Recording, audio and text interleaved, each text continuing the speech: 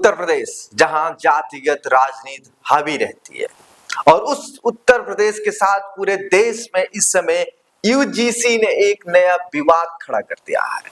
विवाद इतना बड़ा हो चुका है कि केंद्र की नरेंद्र मोदी सरकार इस समय अपने आप को असहज और असुरक्षित महसूस कर रही है।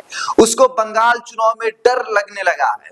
जो अभी तक बंगाल चुनाव को निश्चित मान रही थी कि बंगाल हम जीत कर रहेंगे, उस बीजेपी को अब डर लगने लगा है, क्योंकि जो असंतोष सवर्णों में असंतोष जो यूजीसी को लेकर चल रहा है, इससे बीजेपी को बहुत नुकसान होने वाला है। और इसकी पिच जो है उत्तर प्रदेश में 2027 का जो चुनाव है, उसकी pitch, ground, wicket keeper, bowler, batter सब हो गए हैं, दर्शक भी आ गए हैं।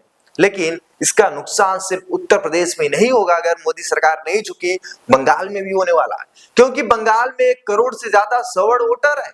और ये जो वोटर है, अगर टीएमसी की तरफ झुक गए तो बीजेपी के लिए मुश्किल है, क्योंकि लोग आज नहीं देख रहे हैं, अपने बच्चों का भविष्य देख रहे हैं, क्योंकि SC ST एक्ट ने पहले से ही सवर्णों को परेशान कर रखा है। आपको बता दें कि उत्तर प्रदेश की आबादी में ऊपरी जातियां ब्राह्मण ठाकुर करीब 20% के साथ सबसे महत्वपूर्ण वोट बैंक है। यह पारंपरिक रूप से भाजपा के साथ जुड़ी रहती है, लेकिन इस विवाद ने उन्हें नाराज कर दिया है। अगर विवाद जल्द नहीं सुलझा तो भाजपा के वोट बैंक को उत्तर प्रदेश के अंदर काफी नुकसान पहुंचा सकता है। दोस्तों, आइए आज आपको बताते हैं, विस्तार से बताते हैं कि यूजीसी को लेकर जो विवाद खड़ा हुआ है, इससे भाजपा को कितना नुकसान होने वाला है। यूजीसी को लेकर छिड़ा विवाद उत्तर प्रदेश की राजनीति में बड़ा मुद्दा बनने जा रहा है। उच्च शिक्षण संस्थानों में समान अवसर सुनिश्चित करने के लिहाज से लाया गया यह नियम सत्तारूढ़ भाजपा सरकार के लिए सिरदर्द साबित हो सकता है।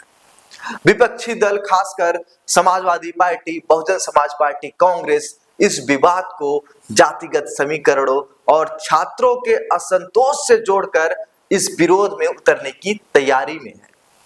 विशेषज्ञों का मानना है कि यह मुद्दा 2027 के यूपी विधानसभा चुनाव से पहले राज्य की राजनीति को नए सिरे से ध्रुवीकृत कर सकता है, जहां जाति आधारित वोट बैंक हमेशा निर्णायक भूमिका निभाते हैं। अगर यह विवाद जल्द नहीं सुलझा तो भाजपा के वोट बैंक को नुकसान पहुंचा सकता है, क्योंकि विपक्ष ओबीसी दलित गठबंधन को मजबूत करने के साथ ऊपरी जातियों को भी लुभा सकता है। लेकिन आपको बता दें कि समाजवादी पार्टी के राष्ट्रीय महासचिव राम गोपाल यादव ने कहा कि यूजीसी में कुछ भी गलत नहीं है, यूजीसी जो है सही है। और जितने समाजवादी पार्टी के नेता हैं, जो ओबीसी नेता हैं, जो समाजवादी पार्टी को खुला समर्थन करते हैं, चाहे लक्ष्मण यादव हो, चाहे पत्रकार अनिल यादव हो या नेहा राठौड़ हो, ये जितने भी लोग हैं इस समय यूजीसी का समर्थन कर रहे हैं। इसको देखते हुए तो नहीं लगता कि सवर्ण जो है समाजवादी पार्टी की तरफ जाएगा, लेकिन बसपा उभर सकती है, बसपा के पक्ष में सवर्ण जा सकता है। बस मायावती के एक स्टेटमेंट का इंतजार है। विवाद क्या है आप ये समझिए। यूजीसी ने जनवरी 2026 में नए नियम लागू किए, जिनका मकसद विश्वविद्यालयों और कॉलेजों में जाति, लिंग, धर्म और अन्य आधार पर भेदभाव को रोकना है। नियमों के तहत हर संस्थान को इक्वल अपॉर्चुनिटी सेंटर स्थापित करना अनिवार्य है, जहां भेदभाव की शिकायतों के लिए विशेष समितियां गठित होंगी। साथ ही 24 घंटे की हेल्पलाइन और शिकायतों पर तय समय में कार्रवाई की व्यवस्था भी शामिल है। यूजीसी ने चेतावनी दी है कि पालन न करने पर जुर्माना या अन्य कार्रवाई हो सकती है। हालांकि इन नियमों की आलोचना हो रही है। विरोध कर रहे छात्र और लोगों का कहना है कि समितियों को दिए गए अधिकारों से झूठे आरोपों का खतरा बढ़ गया है और बचाव के लिए कोई मजबूत मैकेनिज्म नहीं है। उत्तर प्रदेश के कई विश्वविद्यालय जैसे Lucknow university, Banaras Hindu university, Allahabad university, इन सब में छात्र और शिक्षकों ने प्रदर्शन शुरू कर दिया है। आपको बता दें कि दिल्ली में यूजीसी मुख्यालय के बाहर सामान्य वर्ग के बड़े छात्र, जो सामान्य वर्ग के छात्र हैं, बड़े पैमाने पर विरोध प्रदर्शन कर रहे हैं। आपको बता दें, अगर हम बात उत्तर प्रदेश की करें, जहां जातिगत राजनीति हावी रही है, वहां यूजीसी विवाद ने नई लकीरें खींच दी हैं। राज्य की आबादी में ऊपरी जातियां मतलब ब्राह्मण ठाकुर करीब 20% के साथ महत्वपूर्ण वोट बैंक है। आपको बताते चलें कि हमेशा से भारतीय जनता पार्टी के साथ है। लेकिन यूजीसी विवाद ने इस समय आपको बता दूं कि इन्हें नाराज कर दिया है। मोदी सरकार की चुप्पी, मोदी के मंत्रियों की चुप्पी, भाजपा की चुप्पी, इन सबको हताश कर दिया है, क्योंकि वे नियमों को रिवर्स डिस्क्रिप्शन के रूप में देखते हैं। और जो हम विशेषज्ञ हैं, उनका कहना है कि यह मुद्दा ऊपरी जातियों के वोटों को भाजपा से दूर कर सकता है।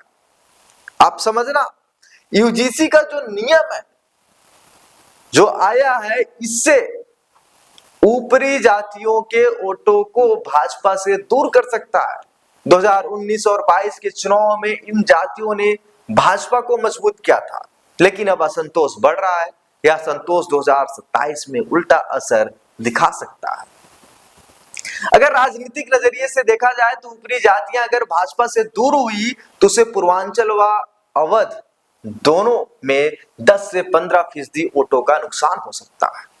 2022 में ब्राह्मण वोटों ने 50 से ज्यादा सीटें दिलाई थी, लेकिन अब यह संतोष 2027 में उल्टा असर दिखा सकता है, क्योंकि ब्राह्मण विधायकों की मीटिंग के बाद जिस तरीके से भारतीय जनता पार्टी प्रदेश अध्यक्ष उत्तर प्रदेश के पंकज चौधरी ने जिस हिसाब से दिखाया था अपना रुद्र रूप, इसके बाद ब्राह्मण भाजपा से नाराज ही चल रहे थे और यूजीसी के एक मुद्दे ने सब कुछ बदल दिया।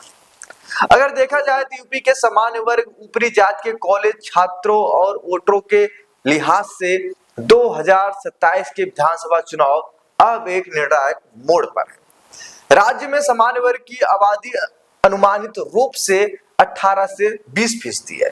इनमें 9 से 10% ब्राह्मण, ठाकुर और राजपूत 7 से 8%, वैश्य बनिया आदि शामिल है। यह कुल मतदाताओं में लगभग 20 से 22% का वोट बैंक बनाता है।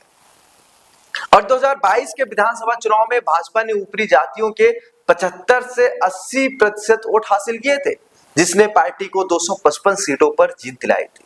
लेकिन यूजीसी के promotion of equity in higher education institution regulation 2026 विवाद ने सामान्य वर्ग के कॉलेज छात्रों, खासकर BHU, Lucknow university, Allahabad university आदि में पढ़ने वाले छात्रों में गहरा असंतोष पैदा कर दिया है। क्या यूजीसी के बनाए गए नियम में अगर बदलाव नहीं हुए तो उत्तर प्रदेश में भारतीय जनता पार्टी को नुकसान होगा? तो अगर होगा तो आप अपनी राय कमेंट बॉक्स में जरूर बताइए, क्योंकि भारतीय टीवी आपका चैनल है और नोएडा का नंबर 1 चैनल बनने की तरफ अग्रसर है। नमस्कार।